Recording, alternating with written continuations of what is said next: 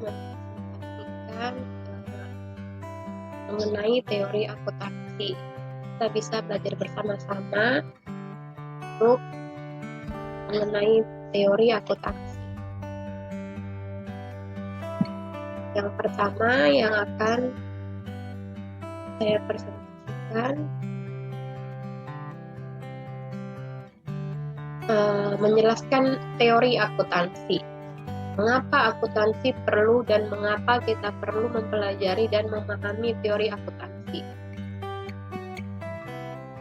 Teori akuntansi adalah pengertian yang digunakan untuk menunjukkan spekulasi, metodologi, dan bentuk kerangka kerja, serta mempelajari bentuk pelaporan keuangan. Teori akuntansi juga membahas tentang bagaimana bentuk prinsip pelaporan keuangan diterapkan dalam industri yang berkaitan dengan akuntansi. Teori juga dapat digunakan sebagai kajian untuk memahami pelaporan keuangan dan bagaimana perusahaan atau lembaga menyampaikan laporan menggunakan cara dan strategi yang tepat. Teori akuntansi kemudian memiliki kepentingan untuk menghasilkan pernyataan-pernyataan umum, yakni berupa hipotesis sebagai penjelasan konkret dalam praktik akuntansi untuk akhirnya bisa digunakan sebagai bahan pertimbangan dalam mengambil keputusan. Itulah sebabnya teori ini bersifat bebas dari pertimbangan nilai dan menjadi pusat perhatian yang perlu diperhatikan. Mengapa akuntansi perlu teori? Akuntansi memiliki tujuan yang ingin dicapai dalam aktivitasnya sehingga digunakan dan diterapkan sebaik mungkin agar bisa mencapai tujuan-tujuan seperti yang pertama, mendapatkan dapat menjadi data untuk melakukan evaluasi dan menjelaskan prinsip akuntansi. Yang kedua, hasil akuntansi bisa menyederhanakan sesuatu yang kompleks dan menyeluruh. Yang ketiga, dapat memecahkan masalah secara lebih tepat. Yang keempat, memprediksi sesuatu yang akan terjadi dalam jangka waktu dan kondisi tertentu. Yang kelima, bisa membantu mengidentifikasi, menjelaskan, sampai menyimpulkan bentuk fenomena dalam bidang akuntansi. Jenis-jenis teori akuntansi. Yang pertama, teori positif akuntansi. Menjelaskan fenomena akuntansi berdasarkan pengamatan empiris pada setiap aktivitas keuangan di perusahaan atau lembaga. Teori jenis ini mencari hal-hal yang baik dan tepat untuk menghasilkan keuntungan atau kebaikan semaksimal mungkin. Yang kedua, teori normatif akuntansi. Teori ini menjelaskan fenomena akuntansi untuk menjustifikasi, membenarkan standar akuntansi dan tujuan yang harus dicapai atas kehadiran dan pembentukannya. Umum tentang simbol-simbol dalam bidang linguistik. Teori dan akuntansi dibedakan menjadi teori sintaktik, yaitu teori yang membahas tentang pelaporan keuangan dan memberi penalaran tentang mengapa data atau informasi bisa disajikan dengan cara tersebut. Teori semantik, yaitu teori tentang perhatian pada masalah-masalah tanda atau simbol yang digunakan sebagai bentuk pengukuran dan penyajian kegiatan operasi dan objek fisik pada perusahaan dalam bentuk laporan keuangan. Teori pragmatik, yaitu teori yang membahas tentang pengaruh informasi terhadap perubahan perilaku penggunaan laporan keuangan. Teori ini menjelaskan bagaimana reaksi pihak yang dituju oleh informasi akuntansi yang digunakan secara tepat. Fungsi teori akuntansi yaitu mengumpulkan, menggantikan, dan menyimpan data keuangan sebuah bisnis, dan menyediakan informasi yang akan digunakan dalam berbagai jenis laporan, termasuk laporan keuangan. Kemudian memberikan informasi penting mengenai keuangan yang akan menjadi dasar dalam perencanaan dan keputusan strategis dari perusahaan. Membantu perusahaan untuk melakukan metode yang efektif dalam mengontrol pencatatan dan pengelolaan data agar lebih efisien dan akurat. Mengapa akuntansi perlu teori? Yaitu membantu dalam pencatatan keuangan yang menjadi refleksi perusahaan maupun bisnis. Kita juga bisa memahami akuntansi akan lebih mudah menemukan catatan mana saja yang masuk di kategori aset, liabilitas, hingga ekuitas. Manfaat teori akuntansi yaitu teori akuntansi dapat membantu memprediksi mengapa manajer memilih metode akuntansi tersebut.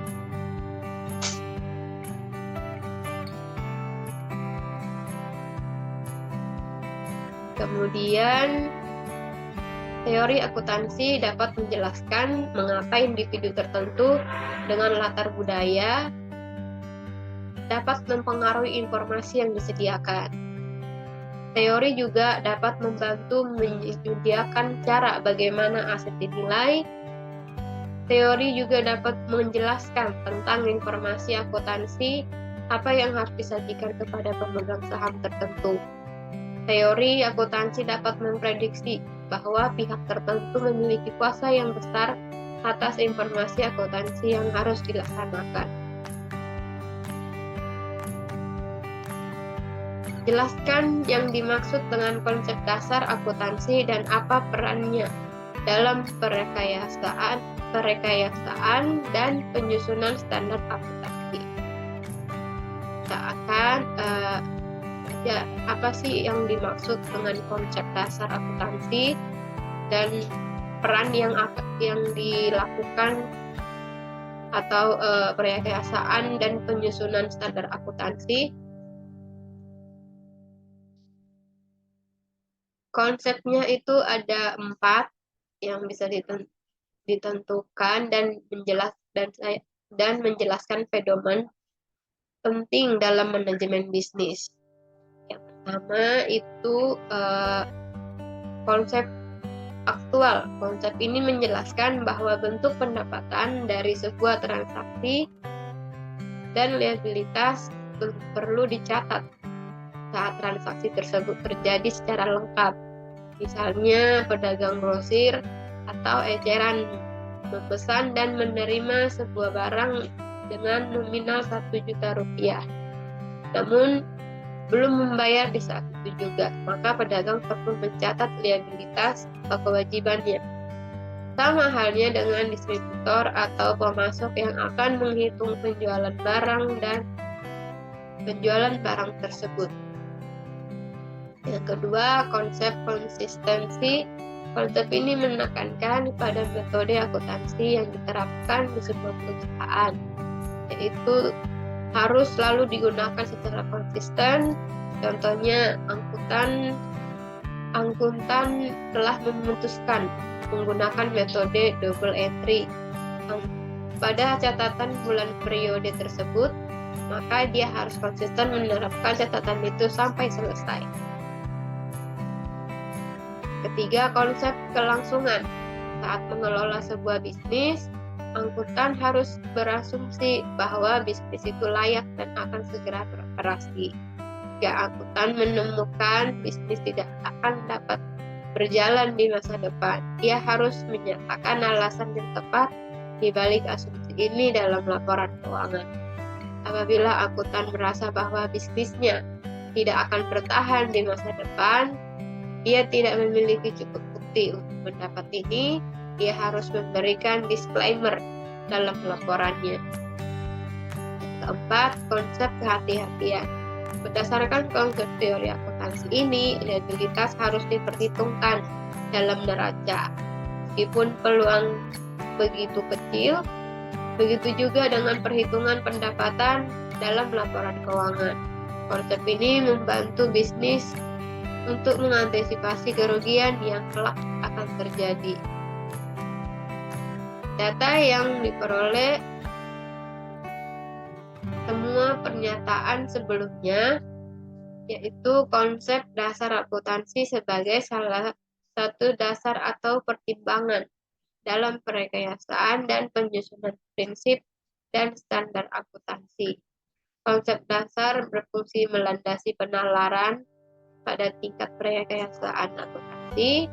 Konsep dasar lebih banyak manfaatnya bagi penyusunan standar dalam berargumen untuk menentukan konsep, prinsip, metode atau teknik yang akan dijadikan standar. Selanjutnya mengenai yaitu karakteristik pengakuan pendapatan dan kriteria pengakuan biaya. Pengakuan pendapatan menurut standar akuntansi keuangan atau SAK dalam PSAK nomor 23 tentang pendapatan menyatakan bahwa pendapatan adalah arus masuk bruto dari manfaat ekonomi yang timbul dari aktivitas norma entitas selama periode. Jika arus masuk tersebut mengakibatkan kenaikan entitas yang tidak berasal dari kontribusi penanaman modal, dalam PSK 23, pendapatan terdiri dari penjualan barang, penjualan jasa, bunga, royalti, dan dividen. Selanjutnya itu menurut PSAK paragraf 14 nomor PSAK 23 menyatakan bahwa pendapatan dari penjualan barang diakui jika seluruh kondisi dipenuhi, yaitu entitas setelah memindahkan resiko dan manfaat kepemilikan barang secara signifikan kepada pembeli. Entitas tidak lagi melanjutkan pengelolaan yang biasanya terkait dengan kepemilikan atas barang ataupun melakukan pengendalian efektif atas barang yang dijual. Jumlah pendapatan dapat diukur secara handal. Kemungkinan besar manfaat ekonomi yang terkait dengan transaksi akan mengalir ke entitas, dan biaya yang terjadi atau akan terjadi sehubungan dengan transaksi penjualan tersebut dapat diukur. Apabila salah satu dari kelima syarat tersebut tidak dipenuhi dalam suatu transaksi penjualan, maka entitas tidak dapat mengakui sebagai suatu pendapatan. Paragraf 20 PSAK 23 menyatakan bahwa jika hasil transaksi terkait dengan penjualan jasa dapat diestimasi secara pendapatan sehubung dengan transaksi tersebut diakui dengan mengacu tingkat penyelesaian dari transaksi, akhir periode pelaporan. Hasil transaksi dapat diestimasi secara andal jika seluruh kondisi berikut, yaitu jumlah pendapatan dapat diukur secara andal, kemungkinan besar manfaat ekonomi sehubung dengan transaksi tersebut akan mengalir ke entitas. Tingkat penyelesaian dari suatu transaksi pada akhir periode pelaporan dapat diukur dengan andal. Biaya yang timbul untuk transaksi dan biaya untuk menyelesaikan transaksi tersebut dapat diukur dengan andal. Apabila salah satu dari persyaratan yang tadi kita sudah baca bersama itu dalam suatu transaksi penjualan jasa, maka entitas tidak dapat mengakui sebagai suatu pendapatan. Paragraf 29 PSAK 23 menyatakan bahwa pendapatan yang timbul dari penggunaan aset entitas oleh pihak lain yang menghasilkan bunga, royalti, dan dividen diakui jika kemungkinan besar manfaat ekonomi sehubungan dengan transaksi tersebut dan akan mengalir ke entitas. Jumlah pendapatan dapat diukur dengan andal. Dalam paragraf 30 dinyatakan bahwa pendapatan diakui dengan dasar sebagai bunga diakui menggunakan metode suku bunga efektif sebagaimana dijelaskan di PSAK 55 Instrumen Keuangan, Pengakuan dan Pengukuran paragraf 9 dan PFA 05 sampai 08. Royalti diakui dengan dasar akrual sesuai dengan substansi perjanjian yang relevan, dan dividen diakui jika hak pemegang saham menerima pembayaran ditetapkan. Pengakuan pendapatan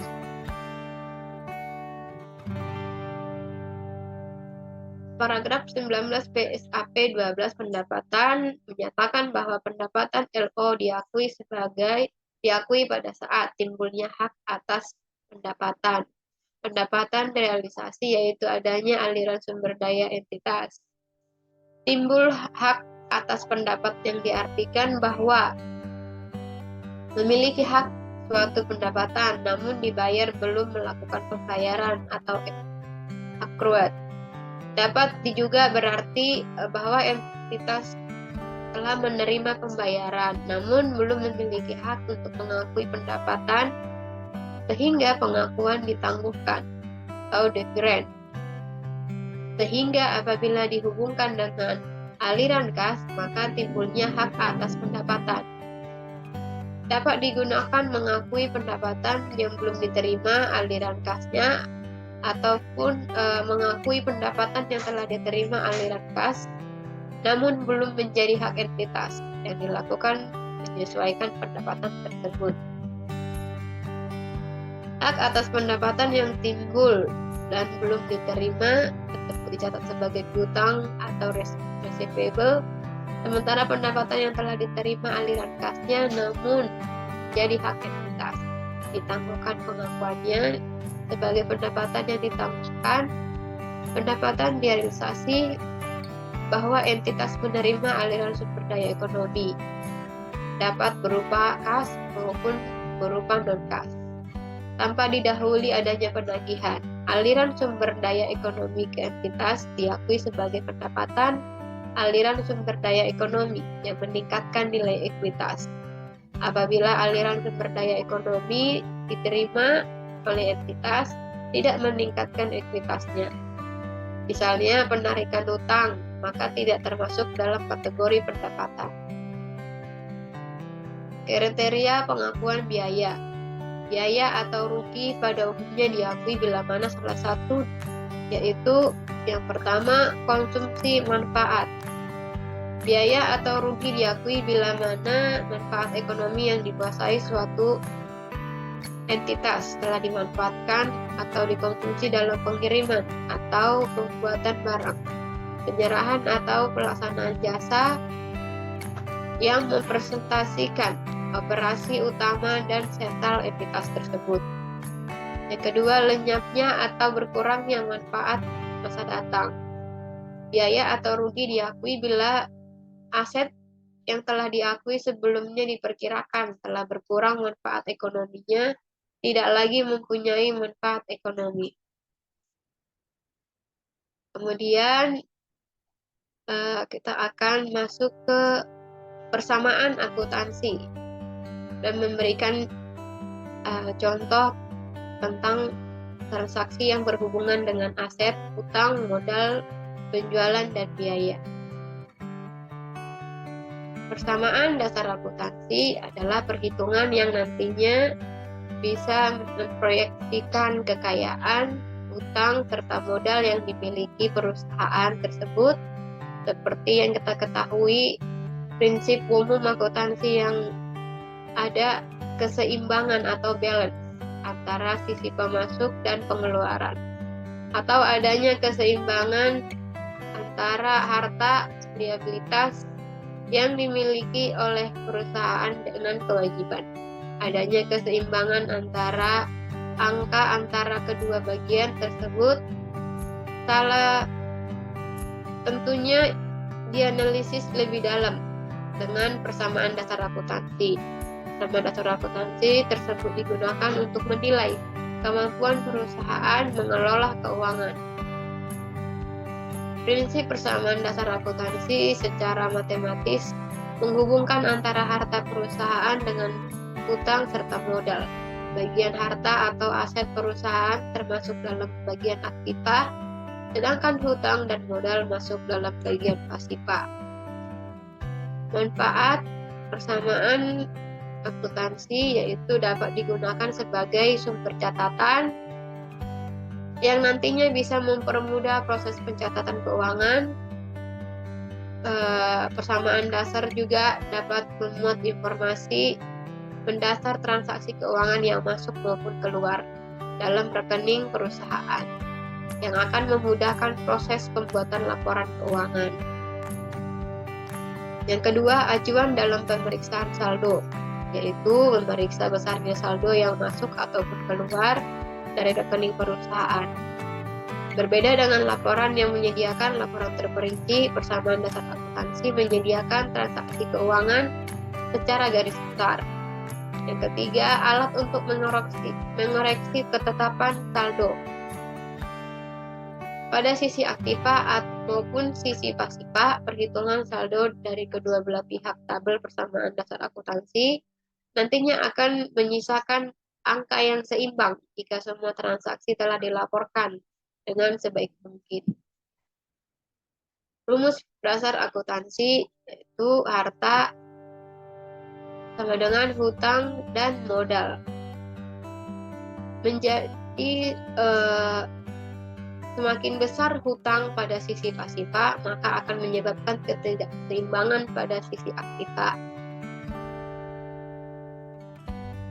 Jika terjadi suatu transaksi yang tidak transparan atau tidak dilaporkan, nantinya juga akan terlihat dengan prinsip persamaan dasar akuntansi. Komponen dalam persamaan dasar akuntansi yaitu satu, akun aset atau aktiva adalah sesuatu yang mendatangkan manfaat bagi perusahaan, contohnya seperti bangunan gedung, kendaraan, tanah, dan lainnya.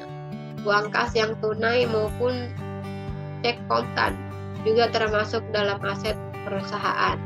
Bagi aktiva nantinya akan bertambah jika aset perusahaan bertambah dan berkurang jika sebaliknya. Yang kedua, akun kewajiban yaitu liabilitas merupakan jenis akun yang berisi tanggung jawab perusahaan terhadap pihak tertentu. Akun ini juga bisa berisi berbagai kewajiban perusahaan yang timbul akibat suatu peristiwa di masa lampau. Contohnya, kewajiban yang timbul akibat hutang perusahaan untuk mencari modal. Yang ketiga, akun modal atau ekuitas yang merupakan akun yang bisa sisa kepentingan perusahaan dikurangi dengan kewajiban. Singkatnya itu, ekuitas diisi dengan sisa nilai modal setelah dikurangi dengan kewajiban. Dengan begitu, kedua bagian dari aktiva serta pasifa bisa memperoleh nilai yang seimbang. Biasanya akun ekuitas merupakan bagian dari aset yang dipegang oleh third party atau pihak ketiga, seperti pemilik saham atau stakeholders. Kepemilikan tersebut bisa bertambah dan berkurang sesuai dengan kondisi realnya. Contoh untuk persamaan dasar akuntansi itu ada itu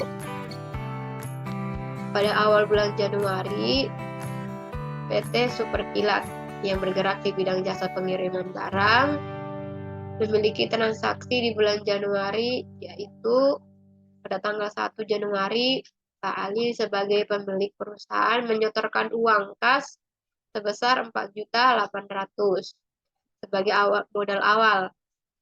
Nah, di tanggal 5 Januari dibeli peralatan kantor seharga 1.250.000 dibayar dengan kas sebesar 750.000, sisanya dibayar bulan Februari 2012. Pada tanggal 8 Januari dibeli perlengkapan kantor secara tunai, harga 75.000. Tanggal 10 Januari dibayar hutang kepada kreditur sebesar 250. 15 Januari dibayar beban sewa kantor untuk bulan Januari sebesar 400.000. 17 Januari dibayar beban sewa kendaraan seharga 300.000. 20 Januari diterima pendapatan jasa angkut sebesar 1 juta. 22 Januari Pak Ali selaku pemilik perusahaan mengambil sebagian modal untuk kepentingan pribadi sebesar 600.000. 25 Januari diterima pendapatan jasa angkut sebesar 1.500.000. 31 Januari diperkirakan beban penyusutan peralatan kantor sebesar 30.000 dan perlengkapan kantor yang tersisa senilai 15.000. Berdasarkan transaksi, maka kita akan melakukan pencatatan transaksi dalam bentuk persamaan dasar akuntansi. Ini ada tabelnya untuk transaksi yang tanggal 2 Januari. Nah, ada kasnya itu 4.800.000 dan di modalnya itu 4.800.000 sebagai modal awal. Nah, kemudian ada tanggal 5 bulan 1 yaitu 750.000. Di peralatannya itu 1.250.000. Dan tadi yang dibayarkan itu pakai kas itu 750.000 saat membeli peralatan. Utangnya itu 500.000. Nah, kemudian dikurang. Jadi modal dikurangi dengan pembelian peralatan tadi pakai kas yaitu 4.050.000. Nah, peralatannya masih sama 1.250.000. Kemudian diutangnya 500.000 dan modalnya 4.800.000. Di tanggal 8 bulan 1 ada pembelian perlengkapan 75.000. Nah, kasnya kan berkurang. Perlengkapannya itu 75.000. Nah, tadi dikurang kasnya yang tadi dikurang sama pembelian perlengkapan yaitu 3.975.000. Di perlengkapannya 75.000, di peralatannya 1.250.000, utangnya 500 dan modalnya 4.800.000. Tanggal 10 bulan 1 ada pembayaran utang 250. Nah, kasnya berkurang 250. Kemudian utangnya berkurang 250. Jadi kasnya itu totalnya jadinya 3.725.000. Perlengkapannya 75.000. Peralatannya juga tetap. Utangnya berkurang jadi 250.000 karena sudah dibayar. Nah, modalnya tetap 4.800.000. Tanggal 15 bulan 1 itu ada kasnya berkurang 400.000 karena ada pembayaran sewa kantor menggunakan modal. Nah, jadi ada pembayaran sewa kantornya itu. Nah, di kasnya itu berkurang 400.000 jadi 3.325.000. Perlengkapannya tetap, peralatan totalnya tetap, utang peralatannya tetap. Modalnya berkurang yaitu 4.400.000 karena tadi bayar biaya sewa kantor. Nah, di tanggal 17 bulan 1 ada kasnya berkurang 300.000 yaitu biaya sewa kendaraan. Nah, kasnya itu 3.025.000. sama totalnya, peralatan juga sama, utangnya juga sama, modalnya berkurang. Itu menjadi 4.100.000. Tanggal 20 bulan 1, 1 juta. Nah, di sini kan ada pendapatan jasa, jadi kasnya bertambah, modalnya juga bertambah, yaitu 4.025.000 untuk kasnya, dan untuk modalnya 5.100.000. Tanggal 22 Januari, kasnya berkurang 600.000 karena ada prepay. Dan terus untuk penarikan yaitu pengeluaran prepay-nya, kasnya berkurang 600.000, jadi totalnya 3.425.000. Nah, untuk modalnya itu berkurang menjadi 4.500.000. Nah, tanggal 25 Januari ada 1.500.000 untuk pendapatan jasa. Nah, di kasnya itu bertambah menjadi 4.925.000. Nah, di modalnya menjadi 6 juta.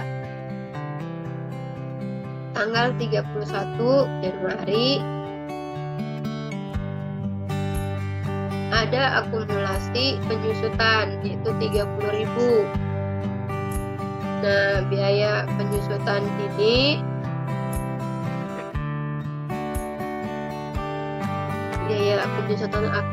akumulasi penyusutan peralatan ada 30.000 kan. Nah, 30.000 di modalnya jadi kurang 5.970.000, tapi kasnya enggak tetap karena diambil dari modalnya itu.